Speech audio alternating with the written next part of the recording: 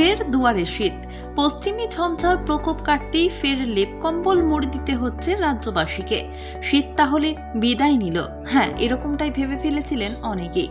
তাপমাত্রার পারদ কিছুটা ঊর্ধ্বমুখী হওয়ায় মুখে হাসি চলে গিয়েছিল শীতপ্রেমীদের। তবে শুক্রবারের পর থেকে পুনরায় পারদ পতন বাংলায়।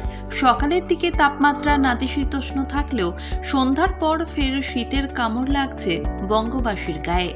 ফেব্রুয়ারির শুরুর দিকে শীতের প্রকোপ অনেকটাই কমে গিয়েছিল।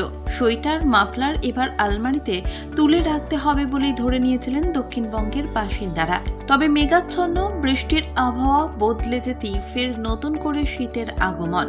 সরস্বতী পুজোতে হালকা শীতের আবহ থাকলেও এবার সেটি আর হচ্ছে না, এরকমটা ভাবনা এসেছিল অনেকের মনেই। তবে শুক্রবারের পর থেকে সেটার অনেকটাই পরিবর্তন হয়। বিদর্ভে একটি ঘূর্ণবর্ত রয়েছে। বিদর্ভ থেকে কর্ণাটক পর্যন্ত একটি অক্ষরেখা রয়েছে। এই অক্ষরেখা তেলেঙ্গানার উপর দিয়ে গিয়েছে। উত্তরে পশ্চিমী বাতাসের প্রভাবে শীত থাকছে বঙ্গে। কলকাতার আবহাওয়া কেমন? আলিপুর আবহাওয়া দপ্তর জানিয়েছে, শুষ্ক আবহাওয়া থাকবে তিলোত্তমায়। সপ্তাহান্তে তাপমাত্রা কিছুটা নামার সম্ভাবনা রয়েছে, তবে 15 ডিগ্রি সেলসিয়াসের নিচে নামার সম্ভাবনা নেই। সকাল এবং সন্ধ্যায় শীতের আমেজ বাড়বে, তবে আগামী সপ্তাহে ফের বাড়বে তাপমাত্রা। শনিবার পর্যন্ত আরও একটু কমবে উষ্ণতা, ফিরল শীতের আমেজ। তবু দুপুরে কার্যত শীত উধাও, সকালে কুয়াশা, পরে পরিষ্কার আকাশ থাকার সম্ভাবনা রয়েছে, তবে বৃষ্টির সম্ভাবনা আপাতত নেই। দক্ষিণবঙ্গের আবহাওয়া কেমন থাকবে? শনিবার পর্যন্ত তাপমাত্রা কমতে পারে দক্ষিণবঙ্গের জেলাগুলিতে।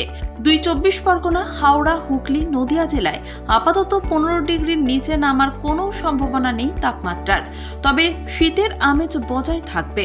আরও 2 দিন তাপমাত্রা সামান্য কমতে পারে।